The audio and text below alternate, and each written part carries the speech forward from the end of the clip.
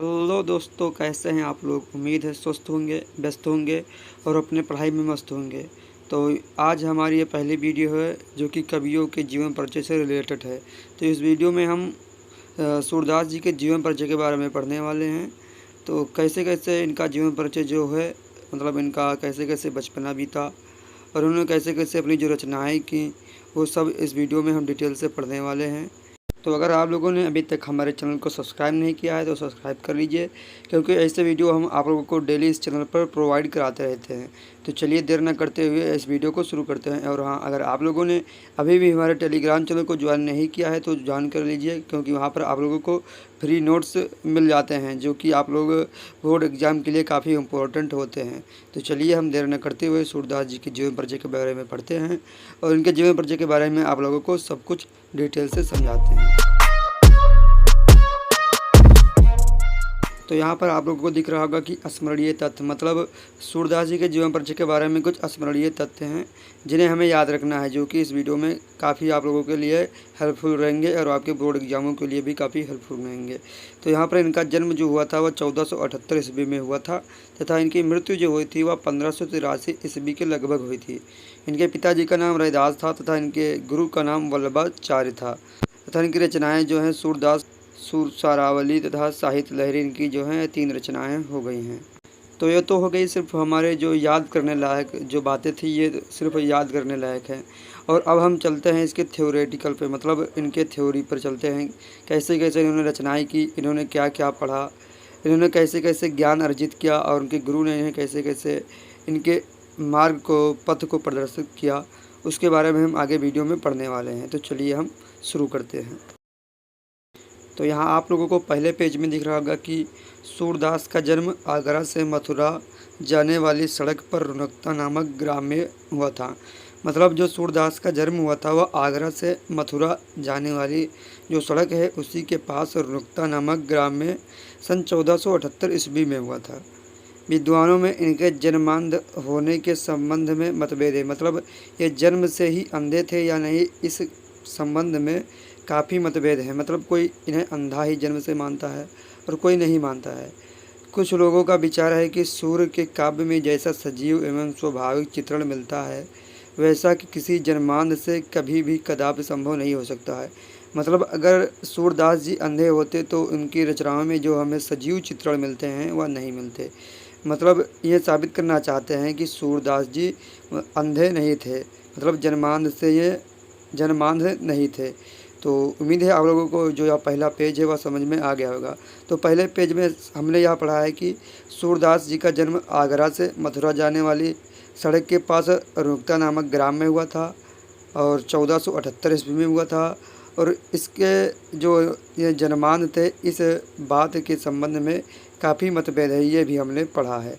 तो अगले पेज पे हम चलते हैं और वह पेज आप लोगों को डिटेल से पढ़ के समझाते हैं, क्योंकि सूरदास जी का जीवन परिचय आपके बोर्ड परीक्षा के लिए काफ़ी इम्पोर्टेंट है।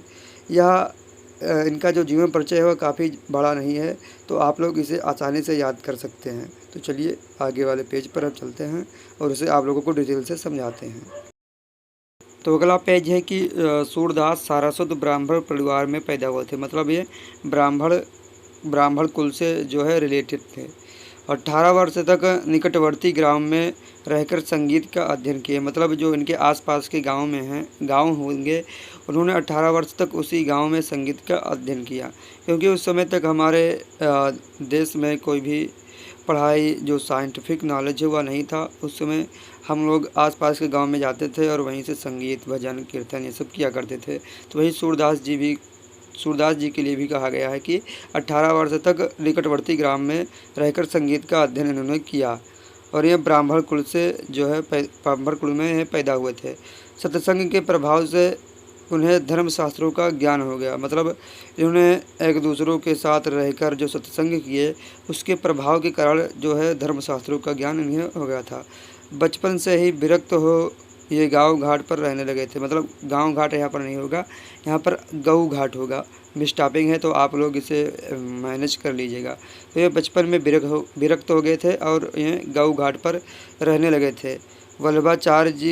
वल्लभाचार्य को उन्होंने एक स्वरचित पद सुनाया। मतलब वल्लभाचार्य जी कभी किसी भी समय भी गौघाट पर आए होंगे, तो और उन्होंने सूरदास जी ने उन्हें वल्लभाचार्य जी को क्या सुनाया, एक स्वरचित पद सुनाया, मतलब अपने द्वारा लिखित एक पद सुनाया, जिस पर प्रसन्न होकर उन्होंने इनसे कृष्ण लीला को छंदबद्ध करने का सुझाव दिया। मतलब कृष्ण लीला का ज्ञान जो है वह प्रसार करने के लिए इन्हें सुझाव दिया।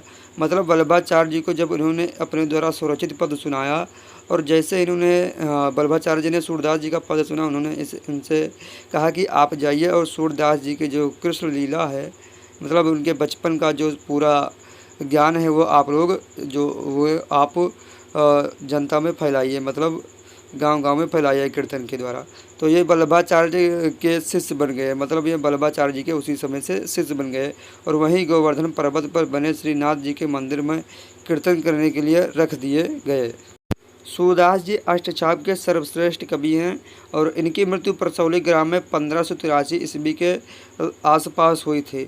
तो इस वीडियो में हमने इतना पढ़ा कि सूरदास जी ब्राह्मण कुल में पैदा हुए थे, और 18 वर्ष तक निकटवर्ती ग्राम में रहकर संगीत का अध्ययन किया करते थे, और एक ये बचपन में गौघाट पर गौघाट पर रहने लगे थे।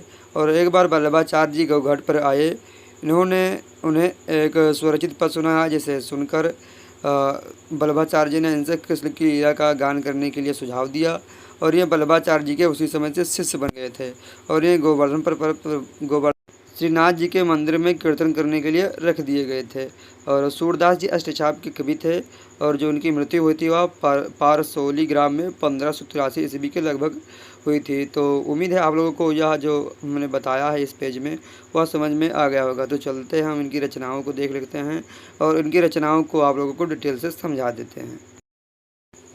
तो यहाँ पर आप लोगों को दिख रही होगी कि सूरदास जी की रचनाएं। तो सूरदास जी की रचनाएं सूर सागर, सूर सारावली तथा साहित्य लहरी है। मतलब इनकी यही 3 रचनाएं हो गई जो आप लोगों के लिए काफ़ी इम्पोर्टेंट है। तो आप लोग इन्हें याद कर लीजिएगा, क्योंकि ये जो रचनाएं हैं आप लोगों के बोर्ड एग्जाम में MCQ के रूप में पूछी जा सकती हैं, और आप लोगों को इन पर काफ़ी अच्छे मार्क भी मिल सकते हैं। तो सूरदास जी का जीवन परिचय यहीं पर समाप्त होता है।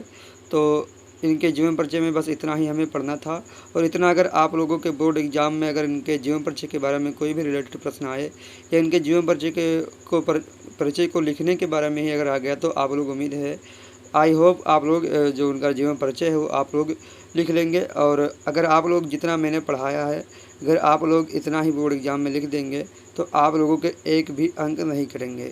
तो इसी उम्मीद के साथ हम आज इस वीडियो को समाप्त करते हैं। अगर आप लोगों ने अभी तक हमारे टेलीग्राम चैनल को ज्वाइन नहीं किया है, तो आप लोग ज्वाइन कर लीजिएगा। लिंक डिस्क्रिप्शन बॉक्स में मैंने डाल दिया है, तो उस पर क्लिक करके आप टेलीग्राम चैनल को ज्वाइन हो सकते हैं।